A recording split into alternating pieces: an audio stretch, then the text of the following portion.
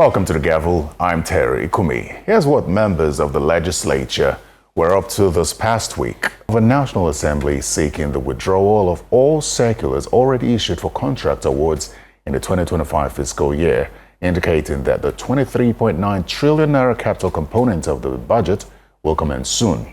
Now, the National Assembly made this declaration during a meeting between a joint committee on appropriations and the President's economic team, who appeared before the committee. The two committee chairmen of both the Senate and the House have done a lot of groundwork speaking with the executive and the economic team.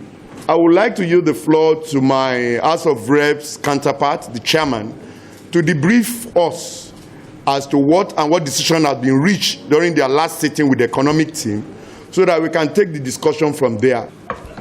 We had the resolutions here with us. The 2024 will continue till December 31st, 2025. We both agreed with the executives and our colleagues. We also agreed that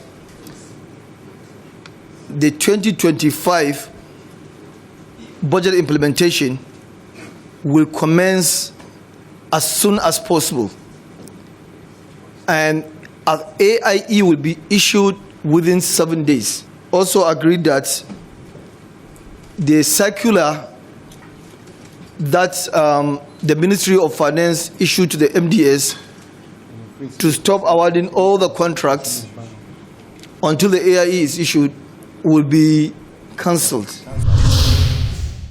Now, those conversations were held just before the committee went into a closed-door session. In the meantime, the former Speaker of the House of Representatives, Yakubu Dogara, has been speaking on the economic reforms and tax policy of the Tinubu administration.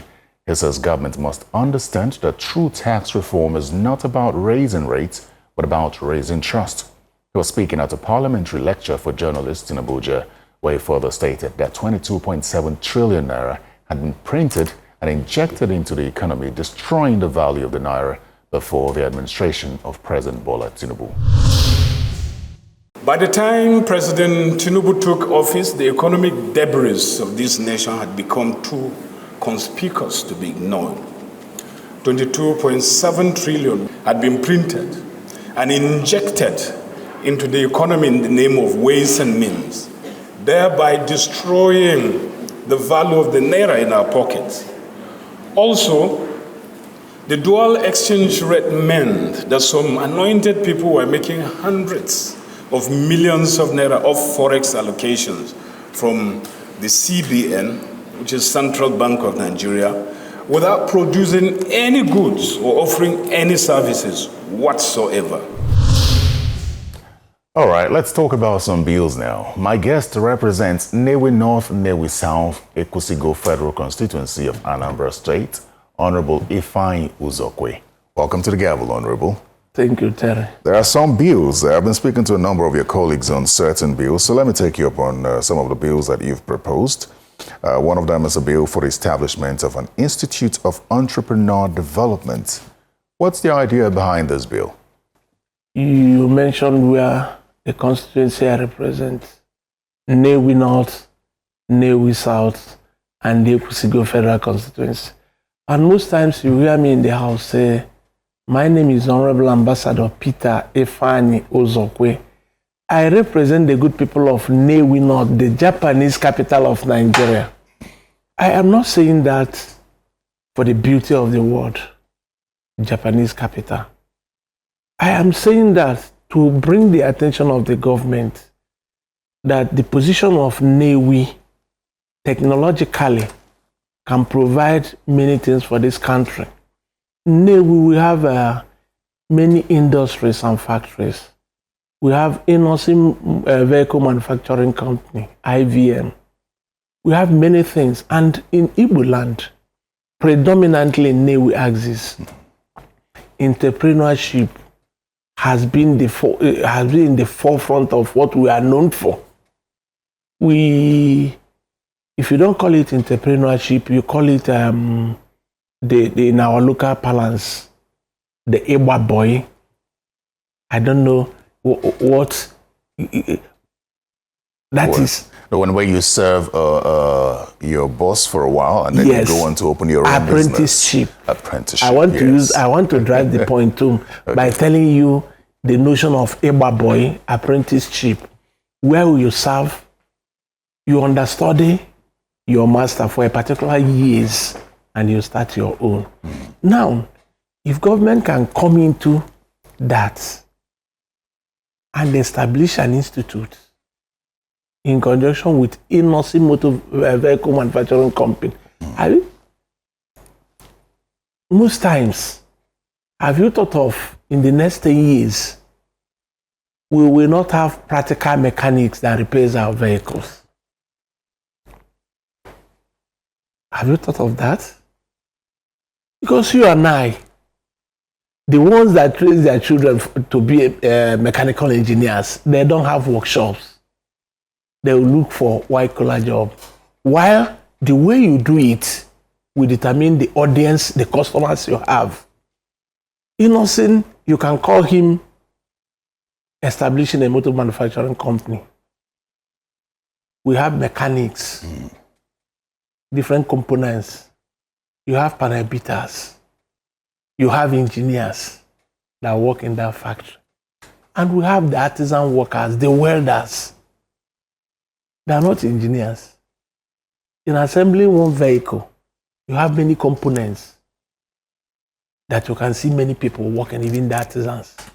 So, entrepreneurship is where you develop your ideas. Yeah, absolutely. Honorable, I don't know how different this is from the entrepreneurship studies in schools, because we do have that. I know that I think 2007 to 2008, the NUC had given a directive to schools to include that in the curriculum. It's also in the Polytechnic curriculum as well.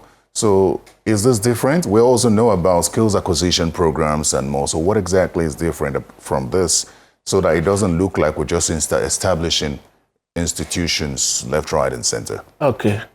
Let me give you a point of difference between the two. In the Nnewi Motor Manufacturing Company, you see it practical. You manufacture different car vehicles. But in schools, you can only do the theory. Whereby you do the practical, they will bring only just a vehicle. But in Nnewi, different types of vehicles.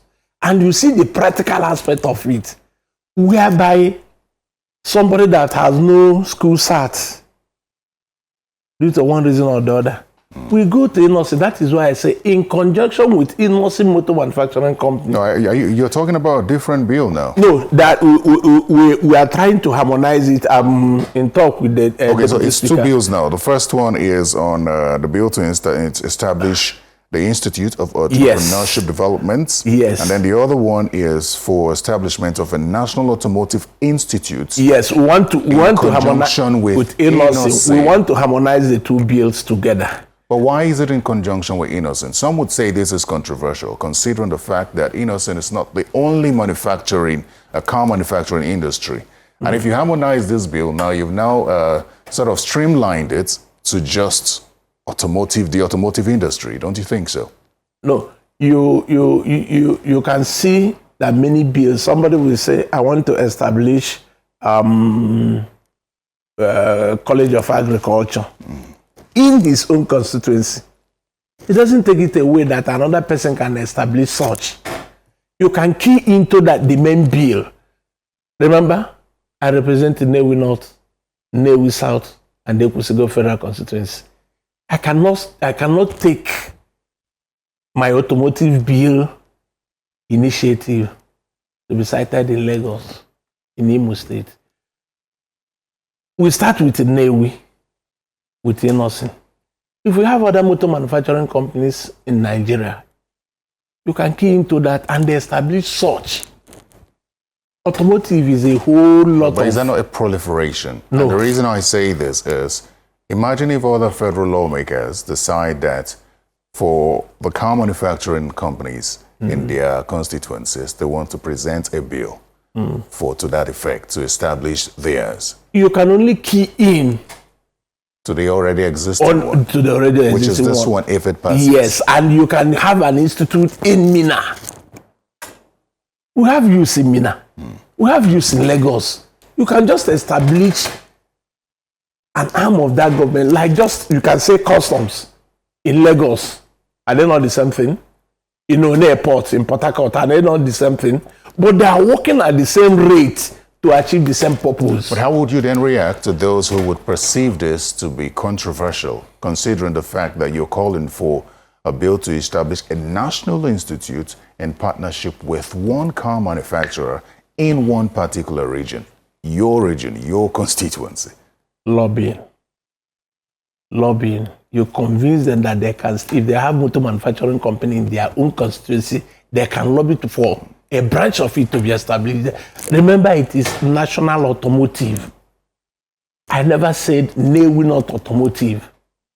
Automotive is the same thing everywhere. You can key into that, just like establishing National Orthopedic Hospital.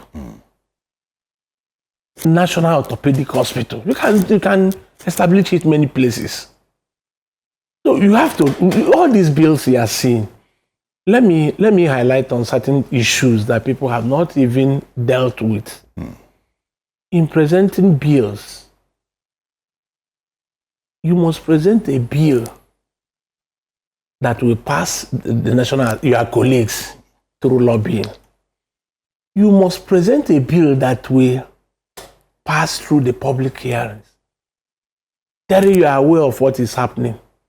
You will see many people say, I've presented 300 bills. How many of them have been assented by Mr. President? During the public hearing, all the bills will die off. A bill that does not pass public hearing, you see somebody shouting, I presented 20 bills. Come on, I ask them. If you continue to propose bills, how do you put the Constitution? Because any bill any bill you are presenting tends to amend the Constitution. Most of them tends to amend the Constitution. So you think this bill appeals to your colleagues? If you think so, let me ask you a question. If during the public hearing, your colleagues or recommendations come in because presentations and submissions will be made, if these submissions point to a suggestion that instead of having just innocent in this law, which you're proposing, we could have one that encompasses all the car manufacturing companies. And I think there are about 37 of them in my last check. Would you be open to having all these other car manufacturing companies inculcated into this bill as against just innocent, if those suggestions are made during the public hearing? Okay, let me tell you the way we present our bills. You must have our speaker saying most times, withdraw this bill, go and put things together, go and incorporate many things. You withdraw the bill, have the interest of your colleagues, represent the bill. It is not a must that this bill will be a modular, will be a mono presentation of bill by Honorable Peter Ifeanyi Uzokwe. I can incorporate others, so long as it's to move that sector of the economy forward. If you have 37 motor manufacturing companies, we look at the constituencies. The honorable members can join me to present. The more the merrier. The lobbying will be lesser. Hopefully, the bill also takes into consideration some of the factors inhibiting the expansion of these manufacturing companies. But let's go to your other bill. Let me come in here. You know why I mentioned the nursing motor manufacturing company? The equipment are there. You don't need the federal government needs not to invest huge sums of money there. It's just a nursing motor manufacturing company. You are training 2,000 youths, we will pay you to train them. Then the federal government will provide at the tail end of their training, the federal government will give them the kits to go and establish. So the federal government is not providing the structure, the infrastructure, the tools, the equipment to start off. We have already something on the ground, well established. If you come to Nnewi, Terry, I will invite you to Nnewi, you'll be marveled. Well, let's go to your other bill now. You're seeking the passage of a bill to provide for the establishment of a national urban housing scheme for low-income earners. Define low-income earners and to what extent you think this bill can address their housing challenge. Like we all know the people of low-income earners. We know what minimum wage is. And once you are paying the minimum wage, you're a low-income earner. You're a low-income earner. How much is our minimum wage? The minimum wage is actually 70,000. 70,000. Yeah, there are some states that are paying 75,000. That is why I take 75,000. Yeah. But we can take it. We can bring it down to 70, between 70 and 120,000 naira. Have you? I like to do research on how these people survive. And what I visualize in that bill is that when the government builds houses in urban centers, if you are earning between so amount of money, we'll give you a house. You have 20 years to your retirement. We'll be deducting 10,000 naira from your salary. At the end of the terminal of your working life, we will calculate how much that you need to balance up. We will not take it off from your gratuity and pension. We will give you that pension. You'll be working to pay the balance. And if the balance is not up to 50%, we write it off. You own the house. Some would say we need a bill for this. There are policies of government that address this already. And then how well would this be implemented, and to what extent will it get to states? Is this just for federal government workers? I am talking about federal government workers.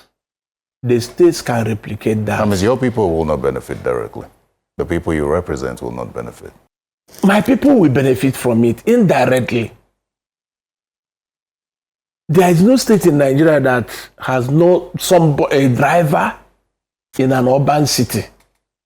And when he is well-to-do in urban city, he will send money home to people who are in the rural areas, to people who are in Nnewi, in my constituency. Have they not benefited? We're almost out of time, but I want to get your quick thoughts on what's happening in the National Assembly, because it's likely going to be a showdown when you resume. Maybe not the House, but the Senate, because of the situation with Senator Natasha Akpatu-Dragon, who insists that it's time for her to resume. The Senate thinks otherwise. I know you followed the development, so you could probably speak to that situation and give us your thoughts on it.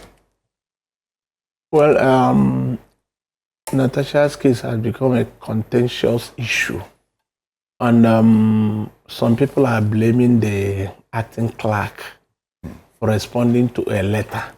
You see, everything is not showmanship, playing to the gallery. You were suspended for 6 months. Under normal circumstances, you don't need to notify anybody that you are coming back. When we resume, you resume. You resume. It is only when you are stopped that the whole world that you can pull the roof. You wrote to the acting clerk and he responded. You prompted him to respond. Why not wait? When we resume, you resume with others. Do you need to write that letter? So in this case, she's right to say that she would be resuming. Or it would have been okay if she had just resumed regardless, and the Senate would be in the wrong to prevent her from resuming. I will not say the Senate will be in the wrong. Do you understand? But to me, let me use the correct word here, or sentence. She should have waited. When we resume, she will resume. When we get to the bridge, Abiola will tell you we know how to cross it. So if we had got to that bridge and she was prevented entry or denied entry into the National Assembly, who would be wrong? She for resuming or the Senate for preventing her from resuming? Well, to me, personally, I don't see why she will not be allowed to resume with others. I say personally, 2 wrongs can never make a right. The Natasha issue has bugged us so much that and given the National Assembly a bad name, I believe. No. You don't think it's come with a bad name? No. We have our internal rules. Somebody went against the rules. Forget about the noise outside. We have law and order. We have rules. You cannot speak outside your seat. That's the rule. And you went and be shouting outside your seat. Somebody committed an offense. Okay. And under that offense sprang up other issues. Sexual harassment. I am not against what she's saying. You can fight your case the way you want to fight it. But let us come back home. We have rules. Okay. So the suspension was in order then? Of course. All right. Then. Of course. Maybe I'm not saying the length of the suspension is in order. I'm not saying that. You're saying she broke the rules and there was a punishment. Yes, that punishment. Conformity is in expectance of reward or punishment. Very well done. When you conform, it's either they reward you or they punish you. Absolutely. Honorable Peter Ifeanyi Uzokwe, thank you very much for coming to speak with us on the Gavel. And I'll resume with you, so we'll see the extent to which these your bills, controversial, I dare say, to what extent will they spark reactions, and hopefully they are not controversial when that happens. Thank you very much. And I know with your connections in our house, you help the bill to scale. I didn't even know I had connections. No, you have. Thank you. You have. Thank you very much. You have. So you help me tell Nigerians. Yeah, I would like to get the details of it, follow conversations, and I would be glad to speak on them. Once we finish, I will resume with the office of the Deputy Speaker. Okay. To fine-tune the bills. When we finish fine-tuning the bills, I will send you a copy. I look forward to that. And the Deputy Speaker is our leader in the House, the Southeast Caucus. Yeah. He always like to carry us along, especially the presentation of bill. He's a seasoned lawyer. He's seasoned indeed. Thank you very much. Thank you very much. Thank you. Well, it's time now for Constituency Focus, where members of the House and Senators speak on their constituency projects. Today we hear from Honorable Emmanuel Oguru, who represents Abakaliki Izi constituency of Ebonyi State.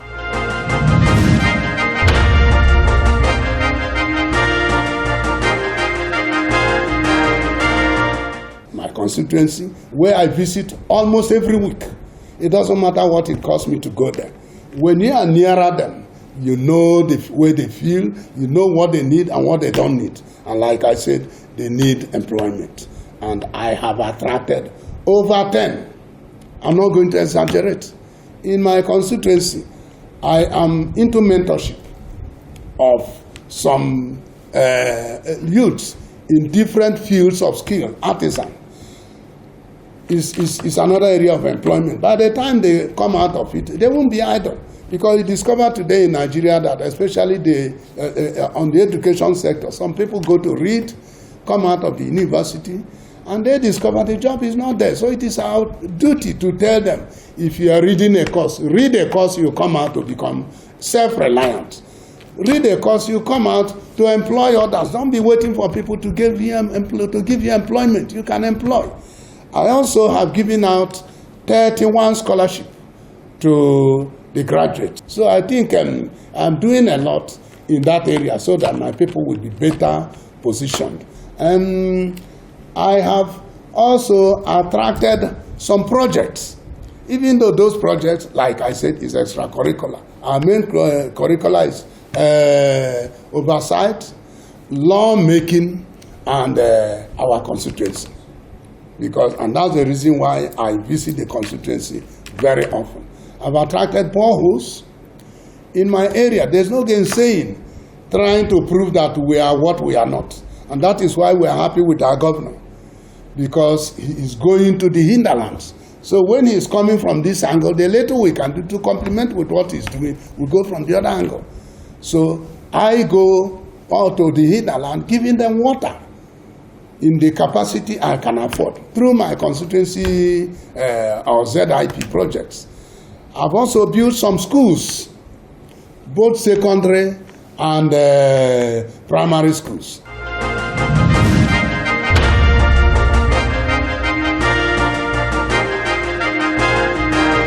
Well, that's all the time we have on the Gavel this week. Thanks for watching. Send feedback to the Gavel at channelstv.com. Catch you next week. I'm Terry Kumi. Goodbye.